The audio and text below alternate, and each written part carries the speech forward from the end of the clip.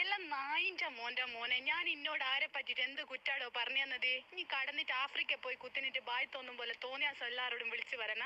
ഇനി സജനേനെയാ കണ്ടിക്കുള്ളൂ. ഇഞ്ച വർത്താനം കേട്ടിട്ട് പേടിച്ചു പോകുന്നത് ഇനി എന്നെ പോലെ തന്നെ കണ്ടിക്കില്ല. ഇനി ആരാന്ന് ഇഞ്ച വിചാരോ?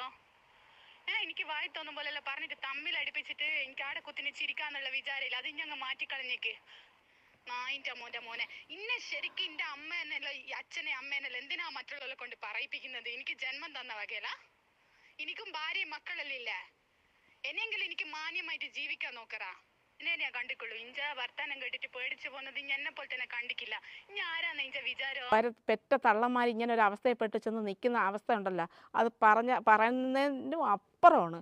ഇനി ഒരു പെൺകുഞ്ഞുങ്ങൾക്ക് ഒരിക്കലും ഒരു പെൺകുഞ്ഞുങ്ങൾക്ക് ഇങ്ങനത്തെ ഒരു അവസ്ഥ വരാൻ, ഭർത്താവ് എന്ത് തെമ്മാടിത്തരം ചെയ്താലും അവൾക്കത് ഉൾക്കൊള്ളാനായിട്ട് അവൾക്ക് മനസ്സുണ്ട്. എന്ന് വെച്ചാൽ സാധാരണ ഒരു പെൺകുട്ടി ഒരു പെണ്ണിനെ ഒരു ഭർത്താവ്